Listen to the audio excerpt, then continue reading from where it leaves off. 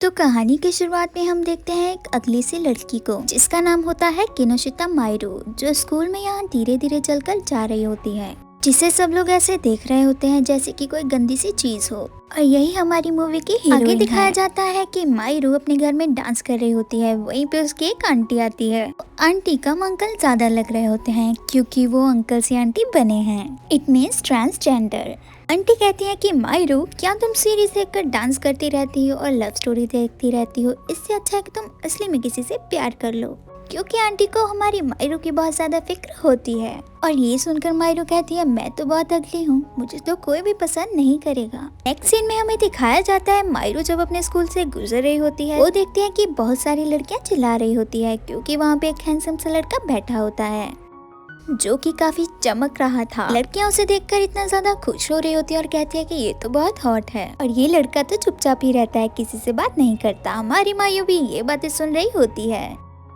तभी वो लड़का वहाँ से उठकर चला जाता है जिसका नाम होता है तेन्यू। जब मायरू अपनी क्लास में आती है तो वो देखती है कि उसे किसी ने लव लेटर दिया होता है जिस पर लिखा होता है किसी जगह पर मिलने के लिए। इसे पढ़कर तो मायू बहुत ज्यादा चौंक हो जाती है। तभी ये बात सारी क्लास भी नोटिस कर लेती है। मायू सॉरी बोलकर वहाँ से चली जाती है। फिर मायरू उस लड़के से मिलने के लिए एक जगह पर जाती है। मायरू के सामने दूर एक लड़का खड़ा होता है जो कहता है, मायरू मेरा नाम इकेदा है और मैं तुम्हें बहुत ज्यादा पसंद करता हूँ, क्या तुम मेरी गर्लफ्रेंड बनोगी? मायरू ये सुनकर कहती है कि तुम मुझे इसलिए पसंद तो नहीं करते कि तुम मुझसे आगे जाकर मेरे ऑर्गन्स ले लोगे। ये सुनकर तो वो लड़का हंसने लग जाता है।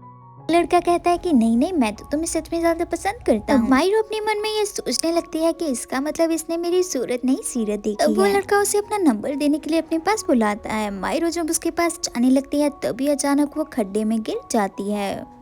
तभी वो लड़का और उसके फ्रेंड्स आकर उससे चिढ़ाने लगते हैं और वो लड़का अपने फ्रेंड्स को कहता है कि अब तो मैं शर्त जीत चुका हूँ। तभी मायरू को समझ आ जाता है और ये सोचकर तो वो रोने लग जाती है। फिर वो अपने बचपन की मेमोरीज याद करती है कि बचपन में भी उसे किसी लड़के ने ऐसे रिजेक्ट किया था। फिर वो रोते हुए अपने आप से कहती है कि मैं तो इतनी अगली हूँ, मुझसे कोई प्यार कर नहीं सकता। तभी वहाँ पर हमारा हीरो तेन्यू आ जाता है और वो मायरू को देखकर कहता है कि तुमने अपने माइंड में बस यही बिठा कर रखा है कि तुम अगली हो और इसी चीज का बहाना बनाकर तुम रोती रहती हो।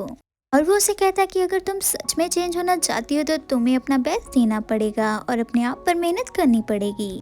देखकर मायरू कहती है कि इसने मुझे अगली नहीं बुलाया और मुझ पर घिन भी नहीं की। तभी वो यहाँ गड्ढे से बाहर निकलती है और अचानक उसे रोक कर कहती है कि हाँ, मुझे अपने आप को बदलना है, मुझे सुंदर बनना है और मुझे कॉन्फिडेंट बनना है। उसकी ये सारी बातें सुनकर हमारा हीरो मुस्कुराने लग जाता है। तभी वो घर आकर सोचती है कि मैं सुंदर लड़की कैसे बनूं। तभी वो फेसबुक पर अच्छी अच्छी लड़कियों की आईडी देखने लग जाती है और सोचती है कि मैं तो इन जैसी बिल्कुल भी नहीं बन सकती। तभी हम देखते हैं कि मायरू यहाँ तेन्यू के घर पहुँच जाती है। मायरू उसे कहती है कि मुझे तो सुंदर बनना है, मैं इस लड़की के जैसे बनना चाहती हूँ, बताओ ना मैं ये कैसे बनूं? तभी तेन्यू उसे एडवाइस देता है कि तुम मेकअप से अच्छी बन सकती हो। फिर हम स्कूल में एक खूबसूरत लड़की को जाते हुए देखते हैं जिसे सारे लोग ही घूर रहे थे। आपस में बहुत बातें कर रहे होते हैं। तब सीन क्लास में शिफ्ट होता है जहाँ सारे लड़के एक लड़की को देख रहे होते हैं। ये लड़की तो हमारी हीरोइन है मायू, जो कि बहुत ही ज्यादा बदल कर सुंदर हो गई है। मायरू उस गड्ढे वाले लड़के को एक कमरे में बुलाकर लेकर जाती है। वो उस लड़के को थैंक यू कहने लग जाती है और कहती है कि अगर तुमने मुझे उस गड्ढे में नहीं गिराया होता तो आज मैं जेल नहीं होती। फिर वो उस लड़के से बदला लेने के लिए उस पर पानी गिरा देती है। फिर वो कहती है, अरे तुम्हारे ऊपर तो पानी गिर गया है, तुम अपनी पैंट उतारो, मैं इसे सुखा दूंगी। फिर स्कूल के बोर्ड पर मायू यहाँ कीदा की चड्डी लगा देती है और लिख देती है कि ये कीदा की चड्डी है। यहीं पे मायरू का बदला पूरा हो जाता है। दूर खड़ा तेन्यू ये सब देख रहा होता है। मायरू उसके पास जाती है और तेन्यू से कहता है कि मैंने तुम्हें इसलिए खूबसूरत नहीं बनाया था कि तुम ये सब करो। और वो गुस्सा कर वहाँ से चला जाता है। नेक्स्ट सीन में हम देखते हैं मायरू अपने घर आ जाती है। वहाँ वो एक लड़के को मिलती है।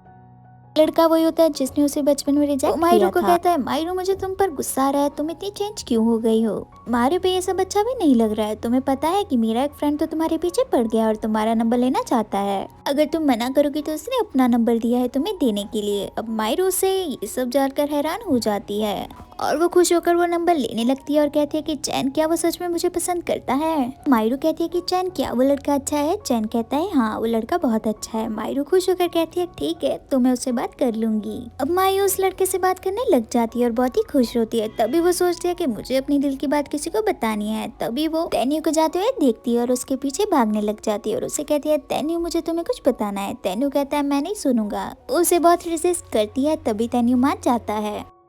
वो कहता है लेकिन मुझे भूख लगी है। तभी तैन्यू यहाँ पर खाना खा रहा होता है। तभी वो उसे अजीबोगरीब चेहरे बनाकर अपनी बातें बता रही होती है। वो अपना लंच बॉक्स भी उसके साथ शेयर करती है जिसे तैन्यू आराम से खाता है। उसे बताती है कि तैन्यू, मैं एक लड़के से बात करती हूँ जिसका नाम है यामाकामा। वो बहुत ही अच्छा है और हम दोनों एक दूसरे को पसंद करते हैं। नेक्स्ट सीन में हम देखते हैं खूबसूरत लड़की को जो कि हर कोरियन स्कूल में होती है और उसके साथ उसकी चेली भी होती है। लड़के जो भी इसे देख रहे होते हैं तभी इसे बहुत ही ज्यादा अच्छा लगता है। अभी अपनी चेली के साथ वॉशरूम जाती है। इसकी चेली कहती है कि मैं बहुत खुश हुई यानो कि हम लोग पहली बार ग्रुप डेट पे जा रहे हैं, और कहती है कि मैंने सुना है तुम जिस भी ग्रुप डेट में जाती हो वहाँ पे बहुत सारे लड़के आते हैं। अब यानो अपनी चेली नाको से कहती है कि नाको, ग्रुप डेट पे जाने के लिए हम 2 ही हैं, हमें एक लड़की और चाहिए, क्या तुम एक और लड़की का इंतजाम कर सकती हो? तभी नाको कहती है कि एग्जाम की वजह से कोई भी तैयार नहीं हो रहा। तभी अचानक से मायरू वॉशरूम का दरवाजा खोल कर झाँकने लग जाती है। दोनों उसे देखकर पहले डर जाते हैं, फिर मायरू को ही फिक्स कर लेते हैं वहाँ पे ले जाने के लिए। तभी हम देखते हैं कि मायरू ये बात को फोन पर अपनी आंट को बता रही होती है और ये कहती है कि मेरे पास तो वहाँ पे जाने के लिए कोई ड्रेस नहीं है। आंट कहती है कि मैं तुम्हारी हेल्प करूंगी। नेक्स्ट सीन में हम देखते हैं कि मायरू अपनी आंट के साथ ड्रेसेस देख रही होती है। फिर हम देखते हैं कि फाइनली हमारी मायरू ड्रेस खरीद लेती है। फिर हम देखते हैं कि ये दोनों मायरू को लेकर डेट पर लेकर चले जाती हैं। यहाँ पे बारी बारी सब लोग अपना नाम बताने लग जाते हैं और हम देखते हैं कि हमारी हीरोइन अपना ब्लड ग्रुप, अता पता सब बताने लग जाती है। सारे लोग इसकी बातों को सुनकर हंसने लग जाते हैं। तभी यानो मायरू को कहती है, अरे ये सब नहीं बताना था यहाँ पे। तभी यहाँ सब लोग बैठकर आपस में बातें करने लग जाते हैं। नारू और मायरू दोनों आपस में बातें करते हैं। नारू तब मायरू को कहता है कि तुम बहुत ज्यादा इंटरेस्टिंग और क्यूट हो। इस चीज से बहुत ज्यादा जेलस हो रही थी क्योंकि वो नारू को पसंद करती थी। यानो को मायरू पे बहुत गुस्सा आ रहा होता है तो वो वॉशरूम में कहती है कि नारू मुझे बहुत पसंद है, तुम उसी से बातें कर रही थी। फिर वो मायरू का सर पकड़कर वॉश बेसिन में दे मारती है और कहती है कि अब बच्ची लगकर दिखाओ। मायरू का सारा मेकअप खराब हो गया था। वो अपना फेस आईने में देखती है और नाराज हो जाती है। तभी उसे याद आती है अपने सीनियर की, यानी कि तैन्यू। अब तैन्यू मायरू के पास आता है और बाहर एक बोर्ड लगा देता है कि अंदर काम चालू है। यहाँ पे मायरू तैन्यू को कहती है कि आप ही मेरे दाता विदाता हो। फिर तैन्यू अपने मेकअप बॉक्स से मायरू का मेकअप कर देता है। नेक्स्ट सीन में हम देखते हैं कि ये अयानो नारू पे पट्टियां डाल रही होती है लेकिन उसे तो ये पसंद नहीं आ रही होती। अभी हम देखते हैं कि हमारी मायरू फिर से तैयार होकर वहाँ पे आ जाती है। अब वो वहाँ से जाने लगते हैं तो नारू मायरू का हाथ पकड़ उसे कहीं पर लेकर जाने लगता है। ये देखकर तो अयानो बहुत ही जल जाती है। नारू यहाँ पर उसे अपने छोटे भाई से मिलाता है और फिर वो लोग वहाँ पे बेसबॉल खेलने लग जाते हैं। सीन में हम देखते हैं कि मायरू यहाँ पर परेशान खड़ी होती है। तभी तैन्यू यहाँ लंच बॉक्स खाने लगता है और कहता है कि ये तो बहुत ही सादा सा है। वो कहती है हाँ मैं परेशान थी इसलिए ज्यादा नहीं बनाया। फिर हम देखते हैं कि मायरू ऐसे परेशानी से जा रही होती है तो वो अयानो का बिना मेकअप का फेस देख लेती है और वहाँ से डर जाती है। तभी अयानो से कहती है कि तुम मेरी मुसीबत क्या जानो? तुम्हें पता है मुझे मेकअप करते कितनी अच्छी दिखना पड़ता है, मैं कितनी मेहनत करती हूँ। नेक्स्ट सीन में हम तैन्यू को देखते हैं जो अपने सैलून के बाहर चुड़ैल जैसी दिखने वाली लड़की का पीछा करता है। जब वो उसे देखता है ये तो मायो थी। उसका मेकअप तो चुड़ैल को भी मात दे रहा था। तैमू उससे पूछता कि तुम्हें क्या हुआ। वो कह रही थी कि ये मेकअप मैंने खुद ही किया है। तब वो उसे अपने सैलून में लेकर जाता है, फिर उसका मेकअप करता है। अब यहाँ पे मायरू बहुत ज्यादा खुश हो जाती है और कहती है कि तैन्यू आप ही मेरे गॉड हो। नेक्स्ट सीन में यहाँ पे छत पे दिखाया जाता है कि मायरू अपनी नारू के साथ बातचीत तैन्यू को बताती है। फिर वो उसके साथ बातें शेयर करती है। तैन्यू खाने की बात करता है। फिर वो उसके लिए अच्छा सा लंच बॉक्स बना कर लेकर आई होती है और कहती है कि आज मेरा मूड बिल्कुल ठीक था। नेक्स्ट हम देखते हैं कि मायरू अपने आप मेकअप करती है क्योंकि उसने मेकअप करना सीख लिया था और खुश होती है। नेक्स्ट हम देखते हैं कि मायरू यहाँ पे नारू से मिलती है और उससे बातें करने लग जाती है। तभी हम देखते हैं कि नायरू भी इन दोनों को देख लेता है। मायरू यहाँ नायरू को तैन्यू से मिलाती है और कहती है कि ये मेरा सीनियर है। वो लोग यहाँ पे एक दूसरे को मिलते हैं, एक दूसरे का नाम पता पूछते हैं और बातें करने लग जाते हैं। तभी वहाँ पे तैन्यू की एक क्लाइंट आ जाती है जो कि उसकी नेबर भी होती है। उन्हें देखते ही तैन्यू मायरू को कहता है कि मुझे कुछ काम है और वो उनके साथ चला जाता है। यहाँ पे ये दोनों भी साथ में चले जाते हैं। अभी यानो यहाँ पे परेशान होकर उतरती है। जब वो तैन्यू को देखती है तभी वो उसके पीछे पीछे जाने लगती है और वो तैन्यू के साथ टकरा जाती है और जमीन पे गिर जाती है ताकि उसकी अटेंशन उसे सहारा देकर लेकर जाने लगता है। जब उसे पता चलता है कि वो यानो है वो उसे फिर से गिरा देता है। उसे कहता है कि अच्छा तुम वही जंगली लड़की हो जो हर ग्रुप डेट में जीत जाती हो। तभी अयानो को समझ आ जाता है कि ये उस लड़की का दोस्त है, लेकिन तभी वो उससे बात करने की कोशिश करती है और वो उसे मना करके चला जाता है।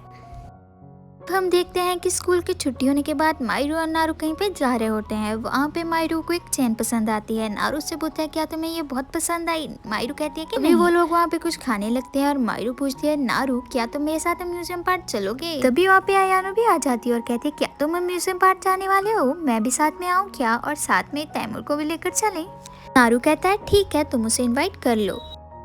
तभी बाहर आने के बाद अयानो मायरू से तुम तैन्यू को फोन कर म्यूजियम पार्क बुलाओगी। फिर वो कहती है कि मना करने की कोशिश मत करना, मैंने भी तुम्हें नारू का नंबर दिया था। तभी वो लोग तैमूर को फोन करने लग जाते हैं।